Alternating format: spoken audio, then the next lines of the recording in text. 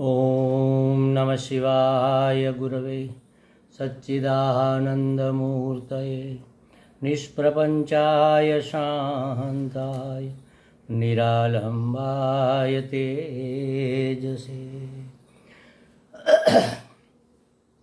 विश्वं दर्पणदृश्यमाननगरी तुल्यन्निजान्तर्गतं पश्यन्नात्मनि मायया बहिरिवोद्भूतं यत् अनिद्रया यत् साक्षात् कुरुते प्रबोधसमये स्वात्मानमेवाद्वयं तस्मै श्रीगुरुमूर्तये नमः इदं श्रीदक्षिणामूर्तये।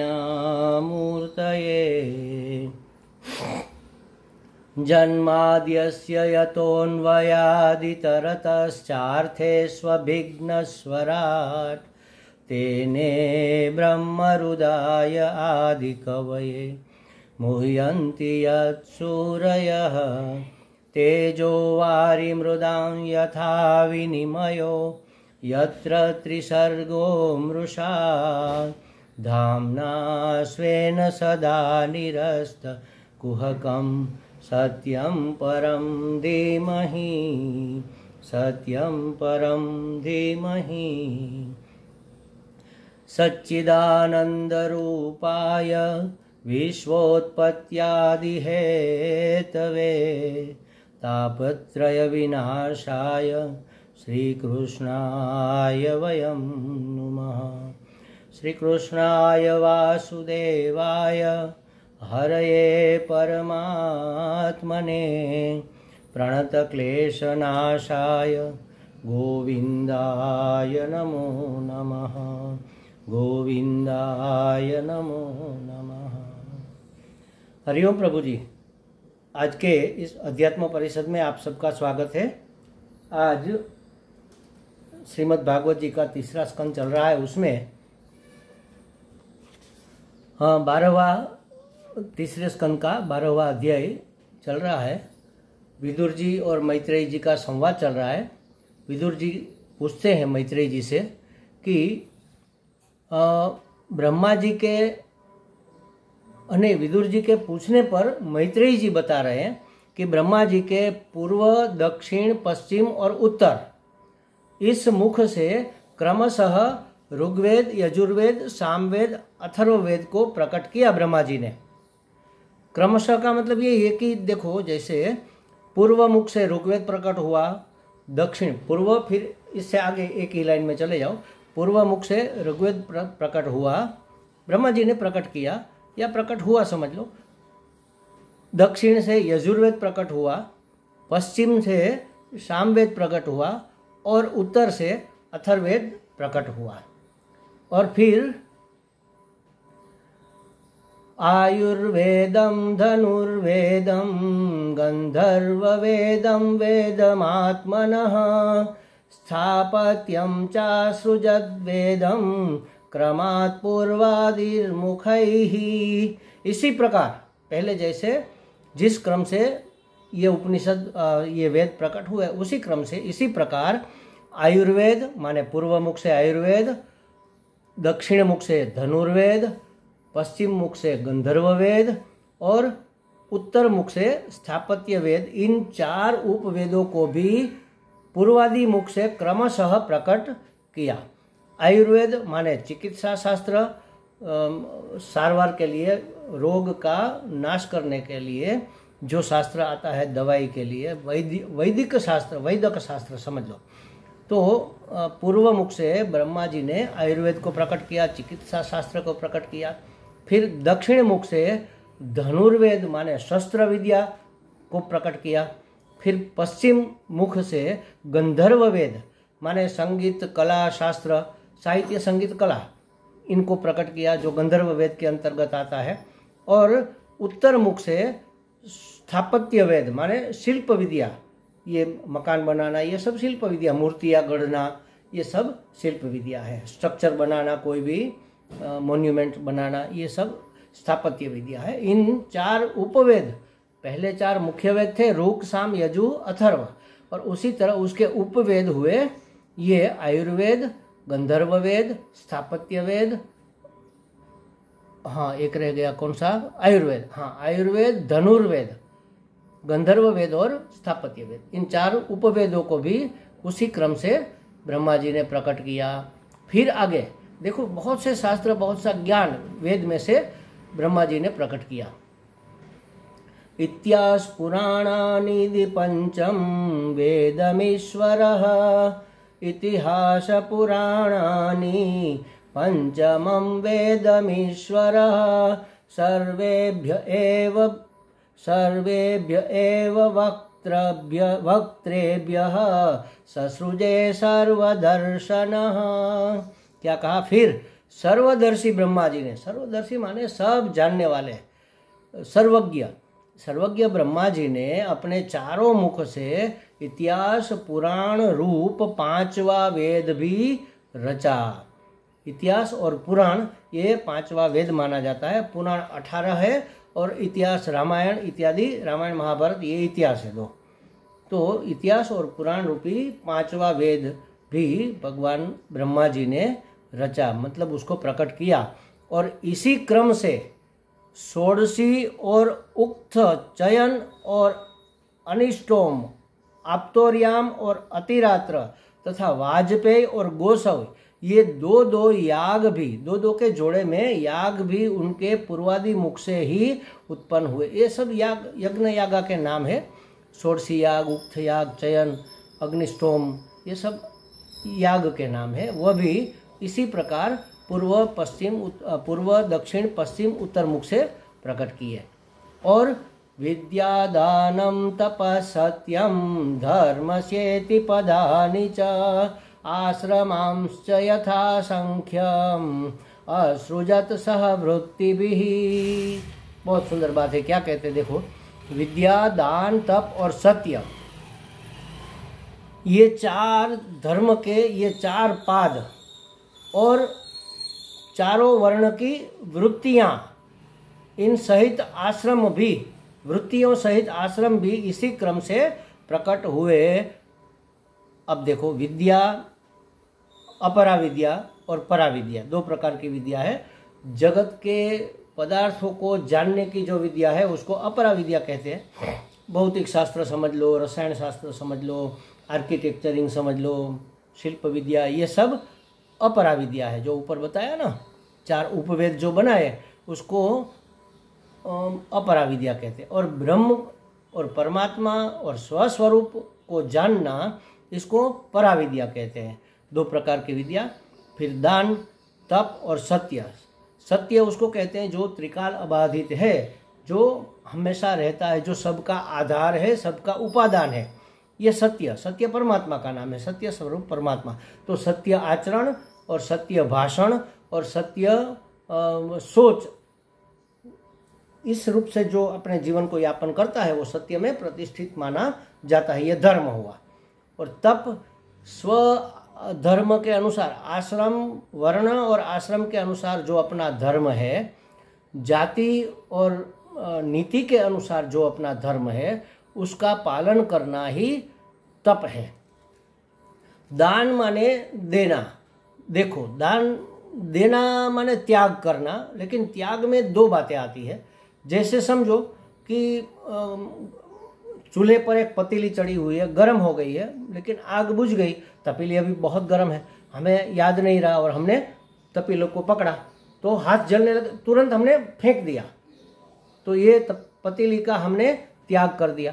ये फेंक देना, द्वेषवश या अरुचिवश जिसको छोड़ देना, ये भी तो त्याग है। और ये कैसा त्याग है? तिरस्कार पूर्वक त्याग, तिरस्कार पूर्वक का त्याग है, इसको फेंक देना या छोड़ देना कह दो। और जो आदर पूर्वक त्याग है उसको दान कहते हैं। और दान कई प्रकार के होते हैं। जैसे समझो ज्ञान दान सबसे उत्कृष्ट है। ज्ञान दान, संत महात्मा लोग जो हमें ज्ञान प्रदान करते हैं, शास्त्रों का, वेद का, उपनिषदों का, प्रकरण ग्रंथों का, स्तोत्रों का अर्थघटन करके, प्रवचन करके, अपने जीवन में उतार के, आचरण के द्वारा भी, तो ज्ञान यज्ञ, इसको इसलिए यज्ञ कहते हैं। तो ज्ञान दान सबसे उत्कृष्ट दान हो गया। फिर समझो कि कोई बहुत सक्षम है, सामर्थ्यवान है, तो वो धन दान करेगा, तो ये भी दान है। धन दान ये ऊपर के कैडर के लोगों के लिए, जैसे गरीब, मध्यम वर्ग और उच्च वर्ग, मतलब धनवान वर्ग वाले, अगर धन है आपके पास तो आप धन का दान कर सकते हो सत्कार्य के लिए। ये हुआ धन दान। मध्यम वर्ग वाले हैं, उसके पास ज़्यादा धन नहीं होता, वह मान दान दे सकते हैं। सम्मान करे किसी का, किसी को अपने घर पर बुलाए, भोजन करवाए, थोड़ा बहुत हो सके दक्षिणा दे, वस्त्र दान करे। आजकल तो भंडारे चलते हैं, उसमें जूते, चप्पल, छाता, तेल, साबुन सब दिया जाता है। तो ये छोटी छोटी चीज़ों का जो दान कर सके, मतलब कि आदर दे सके, मान दान कहते हैं इसको। तो पहले हुआ ज्ञान दान सबसे श्रेष्ठ, फिर धन दान ताकि सामने वाले की जो भी ज़रूरत है वह पूरी हो जाए। फिर हुआ मान दान, माने सम्मान देना, उसका आदर करना, उसकी कदर करना, उसको अपने हृदय में और सभा में भी उच्च स्थान देना, यह है मान दान। और अगर ये भी नहीं कर सकते, इससे भी स्थिति गरीबी की है, धनवान बिल्कुल समझो कि पेट भरने की भी बड़ी दिक्कत हो रही है, उसमें आपको कहाँ बुला के भोजन करवाएंगे, तो उसके लिए है सेवादान। तो सेवा कर दो, अपने शरीर से, अपने मन से, अपने व्यवहार से सेवा कर दो। सत्संग चल रहा है तो हमारा दक्षिणा देने का सामर्थ्य नहीं है, हमारा स्वामी जी को घर पर बुलाकर भोजन करवाने का, अच्छा भोजन करवाने का सामर्थ्य नहीं है, वस्त्र दान, धन दान करने का सामर्थ्य नहीं है, और जानते तो हम है नहीं कुछ, तो क्या करें? तो सेवा करो। क्या सेवा करें भाई? तो सत्संग हॉल में जो कुर्सियां हैं, सत्संग हॉल की सफाई करो, उसमें कुर्सियां अरेंज करो, उसको ठीक से सटाओ, कारपेट बिछाओ, बाहर अगर फूल का बागीचा है तो उसमें से फूल तोड़ कर लाओ, भगवान को सजाओ फूल को, और आरती की सब तैयारी करने में सहाय रूप हो जाओ। बाहर जो पेड़ पौधे लगे हुए उसको पानी सींचो। तो ये सब सेवा व्रत है। तो सेवा दान करो। अगर आपकी स्थिति इससे थोड़ी अच्छी है तो आप मान दान करो, इससे आपकी स्थिति अच्छी है तो आप धन दान करो, और अगर आप ज्ञानी है तो ज्ञान दान करो। तो ये त्याग ही है, दान मतलब त्याग, लेकिन ये आदर पूर्वक का त्याग है। जैसे समझो कि मेरे प्रारब्ध में भूखा रहना लिखा है आज, तो मुझे भोजन कहीं से नहीं मिलेगा। प्रारब्ध ही कुछ ऐसा है, कर्म का फल ही कुछ ऐसा है कि मुझे 24 घंटे अन्न का दाना भी नहीं मुख में डालने को मिलेगा। और जहाँ कहीं मिला है, एक बार मेरे साथ ये हुआ था कि मैं बाहर गया तो रास्ते में से मैंने सोचा चलो सब्जी बिल्कुल ख़त्म है, थोड़ी सब्जी ले लेते हैं, वापस आना नहीं पड़ेगा, मैं ज़्यादा बाहर नहीं निकलता हूँ। तो किसी जेरोक्स वाले के यहाँ गया था जेरोक्स करवाने के लिए, रास्ते में देखा तो मैंने सब्जी तुलवाई, और थैली उसकी वो प्लास्टिक की बैग है उसमें भी डलवाई 2-3 प्रकार की, और खिस्से में हाथ डाला तो मैंने देखा कि अरे मैं पैसे लाना तो भूल गया। फिर मैंने उस ठेले वाले से हाथ जोड़कर माफ़ी मांगी कि भाई हमें क्षमा करना, मैं पैसे भूल गया। उसने कहा नहीं स्वामी जी ले जाओ, आप कभी दे जाना। मैंने कहा कभी मैं आता ही नहीं ना, महीने में 2 महीने में 1 आध बार यहाँ से निकलता हूँ, तब भी मुझे अगर याद नहीं रहा तो फिर भूल जाऊँ तो फिर 4-5 महीना चला जाएगा। ऐसा नहीं करना, आप इसको रखो, मैं वापस आऊँगा, फिर से जब आऊँगा तब ले जाऊँगा। तो ऐसा कभी हो सकता है कि हमारे जीवन में भूखा रहने का मौका आ जाए। हम कहते हैं कि नहीं बाजार में सब चीज़ें मिलती है, भूखा क्यों रहेंगे, खरीद लेंगे, लेकिन पैसे ही भूल गए तो फिर क्या करें, और कोई खिलाने वाला नहीं तो ये जबरदस्ती का अन्न त्याग हुआ, समझ लो, भूखा पेट रहना पड़ा। लेकिन अगर मैं संकल्प पूर्वक उपवास करूं कि भाई चलो आज एकादशी है, आज कुछ नहीं खाएंगे, निर्जला करेंगे, तो ये सम्मान पूर्वक किया हुआ त्याग हो गया एकादशी का व्रत। और जो प्रारब्ध में था, खाने की बहुत इच्छा है लेकिन कोई जुगाड़ नहीं हो रहा है, तो ये जबरदस्ती पूर्वक का त्याग हुआ। अन्न तो नहीं मिला, अन्न का त्याग हुआ, लेकिन ये तिरस्कार पूर्वक हुआ और वह आदर पूर्वक होता है। तो ये चीज़ें होती है महाराज दान में। तो ये 4 वस्तु, विद्या, दान, तप, और तप माने क्या, अपने वर्ण और आश्रम के अनुसार हमें अपना जो कर्तव्य कर्म करना है उसमें कोई मजा थोड़ी है, उसमें थोड़ी पीड़ा, थोड़ा दुख भी होगा, थोड़ी अपनी मनमानी भी नहीं चलेगी, मन को मारकर भी करना पड़ेगा, इसलिए इसको तप कहा है। तो ये धर्म के 4 पाद है, इसको प्रकट किया ब्रह्मा जी ने, और आश्रम के अनुसार वृत्तियों को प्रकट किया। वृत्ति माने जीवन निर्वाह संबंधी प्रवृत्ति, इसको वृत्ति कहते हैं।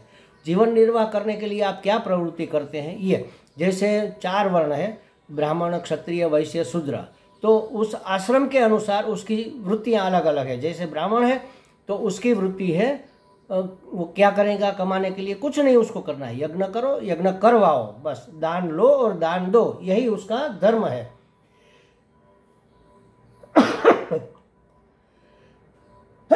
ओम सॉरी। तो यज्ञ करवाएगा तो फिर दक्षिणा भी मिलेगी, थोड़ा सीधा भी सूखा आटा, अनाज इत्यादि मिलेगा, तो उससे उसका जीवन चलेगा। तो ये उसकी वृत्ति हुई ब्राह्मण की, जो ब्राह्मण कर्म कर रहा है उसके लिए। फिर क्षत्रिय, तो शासन करना उसका धर्म है, तो वो अगर शासन करता है तो वो टैक्स लेगा। जैसे हमारे राज्य में सब चीज़ों पर टैक्स लगता है, तो उससे उसका निर्वाह होगा। उसका अपना भी कोई ऐसा संरक्षण देने के लिए वो कहीं अपनी ड्यूटी बजा रहा है तो फिर वो मिलेगा। जैसे समझो हमारे मिलिट्री मैन सब है, तो उसको जो पगार मिलती है वो क्षत्रिय धर्म की वृत्ति है। इसके बाद आएगा वैश्य, वो व्यापार करेगा, पशुपालन भी करेगा, खेतीबाड़ी भी करेगा, ये सब वैश्य में आते हैं। तो खेतीबाड़ी करके उत्पादन करना, व्यापार करके फिर ये सब बातें, ये वैश्य की वृत्तियां हैं। और शूद्र की वृत्ति है सेवा करेगा, और सेवा के फल के रूप में उसको पगार मिलेगा, उसको भेंट मिलेगी, उसको सिरपाव मिलेगा, उससे उसका जीवन निर्वाह चलेगा। तो जीवन निर्वाह संबंधी प्रवृत्ति को वृत्ति कहते हैं। तो 4 आश्रम, ये 4 धर्म, विद्या, दान, तप और सत्य, 4 पाद वाला धर्म, 4 आश्रम, ब्रह्मचर्य, गृहस्थ, वानप्रस्थ और संन्यास, ये 4 आश्रम, और आश्रम के अनुसार उसकी वृत्तियां, ये सब ब्रह्मा जी ने प्रकट किया। आन्वीक्षिकी त्रयी वार्ता दंड नीतिस्तथैव च एवं व्याहृतयश्चासन प्रणवो ह्यस्य दह्रतः।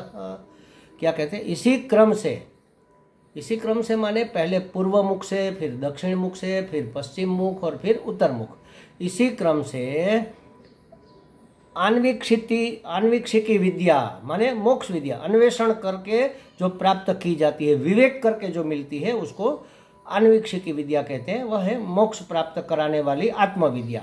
तो आन्वीक्षिकी विद्या, फिर त्रयी विद्या माने स्वर्ग का फल देने वाली कर्म विद्या, कर्मकांड, ये त्रयी विद्या मानी जाती है। 3 लोक में जो हमारा निवास कराती है वह कर्मकांड, कर्म विद्या। फिर वार्ता माने वृत्ति, खेती, व्यापार आदि जीवन निर्वाह संबंधी जो विद्या है उसको वार्ता विद्या कहते हैं। कैसे व्यापार करेंगे, कैसे खेतीबाड़ी करेंगे, वो आती है ना आजकल कॉलेज, सब एग्रीकल्चरल कॉलेज, तो उसमें खेतीबाड़ी का ज्ञान दिया जाता है। और कॉमर्स, उसमें वाणिज्य का ज्ञान दिया जाता है। साइंस, उसमें ये सब प्रयोग करके ये सब केमिकल, भौतिक शास्त्र, इसका ज्ञान दिया जाता है। फिर इंजीनियरिंग, इसका ज्ञान, आर्किटेक्चरिंग, ये शिल्प विद्या का ज्ञान दिया जाता है। तो ये सब जीवन निर्वाह वाली वार्ता है। वार्ता माने खेती, व्यापार आदि जीवन निर्वाह संबंधी जो विद्या है उसको वार्ता कहते हैं, वृत्ति कहते हैं। और दंड नीति माने राजनीति, ये चारों विद्याएं तथा भूर्भुवः स्वः, ये व्याहृतियां भी ब्रह्मा जी के मुख से प्रकट हुई। और उनके दहरत माने हृदयाकाश से ओमकार प्रकट हुआ। देखो, हृदयाकाश कहो, चिदाकाश कहो, चित्ताकाश कहो, हमारे अंदर, हमारे अंतर में अंतर्यामी प्रकाशक के रूप में, ज्ञान प्रकाश के रूप में बसा हुआ है। और जहाँ प्रकाश या ज्ञान है वहाँ आकाश अवकाश रहता है और कोई चीज़ नहीं रहती, तभी तो प्रकाश दिखता है। तो ये ब्रह्मा जी के हृदय आकाश से, मतलब हृदय से ही समझ लो, ओमकार का प्राकट्य हुआ। ओमकार को प्रणव भी कहते हैं। तो प्रणवो ह्यस्य दहरतः, दहरत माने हृदय, हृदय से ओमकार का प्राकट्य हुआ। 4 मुख से ये 4 वार्ता इत्यादि व्यवसायिकी आन्वीक्षिकी विद्या, कर्म विद्या, वार्ता विद्या और राज विद्या माने दंड नीति, ये 4 विद्याएं 4 मुख से प्रकट हुई। फिर ओमकार भी प्रकट हुआ, भू भुवः स्वः और ओमकार, ये 4 ब्रह्मा जी के क्रमशः मुख से और हृदय से प्रकट हुआ। इसलिए ओमकार को, प्रणव को क्या कहते हैं, इसलिए कहा है कि ओमकारश्च अथ शब्दश्च द्वावैतौ ब्रह्मण पुरा कंठम भित्वा विनिर्यातौ तेन मांगलिकावुभौ। ओमकार और अथ, ओम अथ, ओम अथ, ओम अथ, इस प्रकार ओमकार और अथ ये 2 शब्द सृष्टि के पूर्व में ही ब्रह्मा जी का कंठ भेदन करके प्रकट हुए, माने उसके गले से यह प्रकट हुए। ओम अथ ओम, ये सबसे पहले बोले गए सृष्टि के सबसे पहले शब्द है, जिसको ब्रह्मा जी के मुख से जिसका प्राकट्य हुआ। इसलिए ये दोनों अत्यंत मंगलकारी माने जाते हैं। सिर्फ ओम बोलने मात्र से मंगल होता है, ओम सुनने मात्र, ध्वनि मात्र मंगलकारी है, ओम का विचार करने मात्र से मंगल होता है। फिर उसके अर्थ का अनुसंधान करके तो फिर क्या नहीं हो पाता, सब उसमें पूरी सृष्टि, पूरा संसार, पूरा सभी विद्याएं, परा अपरा सब उसी में समाये हुए हैं। और अथ भी मंगलकारी, ओम अथ करके शुरू किया, अथ माने तदनंतरम। तो ये अथ शब्द कोई भी देखो, कोई भी ग्रंथ, सदग्रंथ शुरू होता है तो अथ से शुरू, जैसे अथ ब्रह्म जिज्ञासा, अथा तो ब्रह्म जिज्ञासा, अतः ब्रह्म जिज्ञासा। अब इसके अनंतर अब ब्रह्म जिज्ञासा करो, अथा तो भक्तिम जिज्ञासा, अब भक्ति की जिज्ञासा करो। इस तरह से किसी भी अथ से, अथ आश्वालयन उवाच, अश्वालयन ऋषि बोले, तो अथ से शुरू होता है यह ग्रंथ। तो किसी सदग्रंथ की शुरुआत माने शुभ शुरुआत या तो ओम से या अथ से की जाती है। मंत्र है ओम से शुरू होते हैं, कथा अथ से शुरू होती है और इति से समाप्त होती है। तो क्यों? क्योंकि ये अत्यंत मंगलकारी है। श्रवण मात्र मंगल है महाराज, श्रवण मंगल है, सुन लो आनंद आ जाएगा, अंदर मंगल हो जाएगा। मंगल माने शुभ होगा, अच्छा अनुकूल घटित होगा, इसको मंगल कहते हैं। मुक्ति, भुक्ति, परमात्मा से प्राप्त करने की युक्ति, ये सब इससे प्राप्त होता है।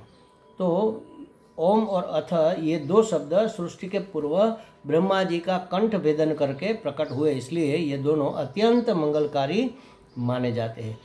तस्योष्णिगाशिल्लोम अभ्यो गायत्री च त्वचो विभोः त्रिष्टु मांसात् स्नुतः अनुष्टु स्वजगत्यस्थनः प्रजापते।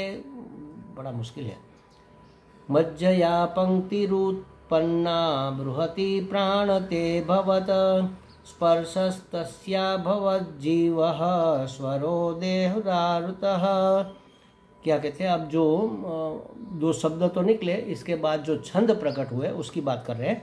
उनके रोम से, ब्रह्मा जी के रोम से 7 प्रकार के छंद है। तो उसमें पहला उष्णिक छंद प्रकट हुआ, उसकी त्वचा से गायत्री छंद प्रकट हुआ, ब्रह्मा जी की त्वचा से गायत्री छंद प्रकट हुआ। ब्रह्मा जी के मांस से त्रिष्टुप छंद प्रकट हुआ। ब्रह्मा जी के स्नायु से सर्वांग आच्छादन करती हुई नाड़ियाँ, स्नायु माने, उनसे अनुष्टुप छंद प्रगन हुआ। सब पूरे अंगों में जो आच्छादन करती है ना, सब में छाई हुई है, ऐसी नाड़ियों को स्नायु कहते हैं। उस स्नायु से अनुष्टुप छंद प्रकट हुआ। अस्थियों से जगति छंद प्रकट हुआ।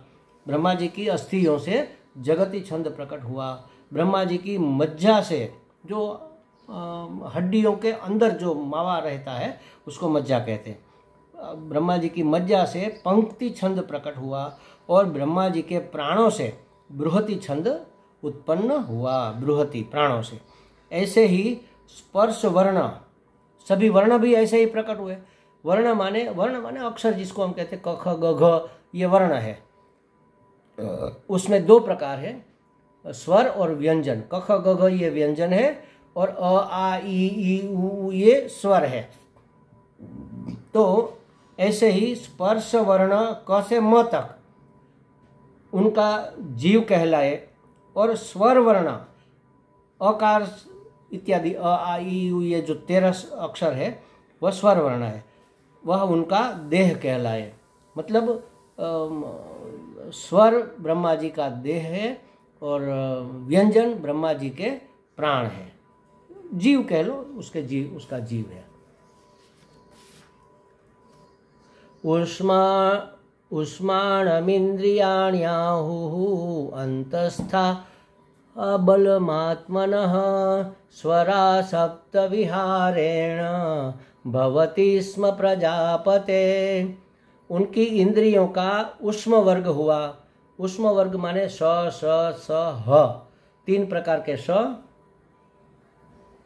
शांति वाला स, षडंग वाला स, षष्ठी कहते हैं वह स, और सदंती स, साथ साथ जो बोलते हैं वह वाला स, और ह ये उष्म वर्ग है। देखो पहले हुआ क से म तक हुआ स्पर्श व्यंजन, फिर अ से 13 शब्द अ आ ई इत्यादि हुए स्पर्श व्यंजन।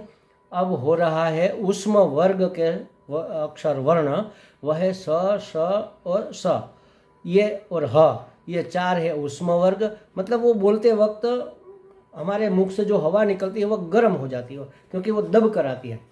श श स ह, ऐसे वो घिस कर आती है तो उष्म हो जाती है, इसलिए उसको उष्म वर्ग के वर्ण कहते हैं। और बल, ब्रह्मा जी का जो बल है वह अंतस्थ वर्ण कहलाए। बल अंतस्थ माने य र ल व, ये अंदर ही बोले जाते, य र ल व, अंदर यहाँ से ऐसी ध्वनि निकलती है। तो अंतस्थ ये ब्रह्मा जी का बल माना जाता है। उनकी क्रीड़ा से निषाद, ऋषभ, गांधार, षडज, मध्यम और दैवत और पंचम, ये 7 संगीत के सुर निकले। निषाद संगीत के 7 सुर है, सा नि ध प म ग रे सा जो कहते हैं ना, उसमें सा तो सामान्य समझ लो, उसको लास्ट में कहते हैं।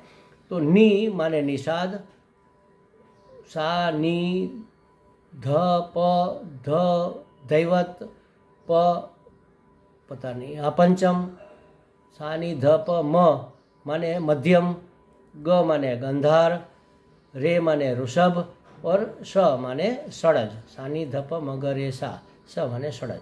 ये 7 संगीत के स्वर ब्रह्मा जी क्रीड़ा करने लगे तो वहाँ से प्रकट हो गए। और पंचम ये 7 संगीत के स्वर ऐसे प्रकट हुए।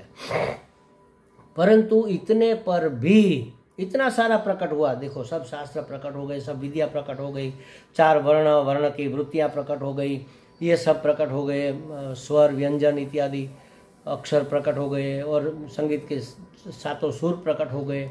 इतना होने पर भी जब सृष्टि अधिक नहीं बढ़ी तब ब्रह्मा जी को चिंता हुई कि भाई अभी सृष्टि तो आगे बढ़ नहीं रही है। तो इसी चिंता से, चिंता माने चिंतन, यहाँ चिंतन हुआ उसका, अरे अब क्या करें, सृष्टि तो आगे नहीं बढ़ रही है।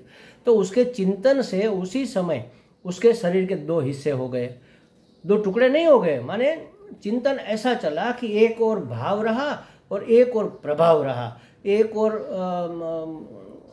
क्या कहते हैं विचार का घनीकरण हुआ, एक और भाव का घनीकरण हुआ। तो ऐसे 2 विभाग में उसका शरीर विभाजित हो गया और 2 रूपों में विभक्त माने अभिव्यक्त हो गया। कैसे हुआ? एक स्त्री और एक पुरुष के जोड़े के रूप में प्रकट हो गया। जो विचार शक्ति प्रधान भाग हुआ, सौर प्रधान, सूर्य प्रधान जो भाग हुआ, वह पुरुष माना गया, वह स्वयंभू मनु हुए। और जो चंद्र माने भाव शक्ति प्रधान जो हुआ, सोम शक्ति प्रधान जो हुआ, चंद्र शक्ति प्रधान जो हुआ, वह भाग महारानी शत्रुपा हुई। तो स्वयंभू मनु और शत्रुपा की इस तरह से उत्पत्ति, समझ लो प्राकट्य कह लो, प्राकट्य हुआ। उनसे ही मनुष्यों की परंपरा चली।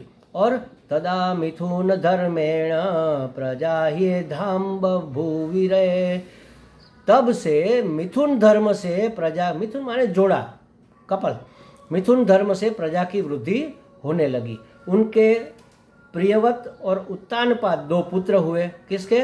मनु शत्रुपा के। प्रियवत और उत्तानपाद 2 पुत्र हुए और 3 पुत्रियां हुई, आकुति, देवहूति और प्रसूति। ये 3 कन्याएं हुई। उन्होंने तीनों कन्याओं को ब्याह दिया प्रजापतियों के साथ। आकुति को रुचि प्रजापति के साथ ब्याह, देवहूति को कर्दम ऋषि से ब्याह किया और प्रसूति को दक्ष प्रजापति को ब्याह दिया। और उनकी संतान परंपरा से पूरा जगत भर गया। अब सर्जन की चिंता ब्रह्मा जी को न रही। उसकी ये पूरी सृष्टि बस उसी की प्रजा है और कैसे वंश परंपरा चलती है इसकी बात अब आगे आएगी। और उसी में वराह अवतार का भी प्रसंग आएगा जिसको हम आगे देखेंगे। ओम पूर्णमदः पूर्णमिदं पूर्णात् पूर्णमुदच्यते पूर्णस्य पूर्णमादाय पूर्णमेवावशिष्यते। ओम शांति शांति शांति। हरि ओम। श्री गुरुभ्यो नमः। हरि ओम।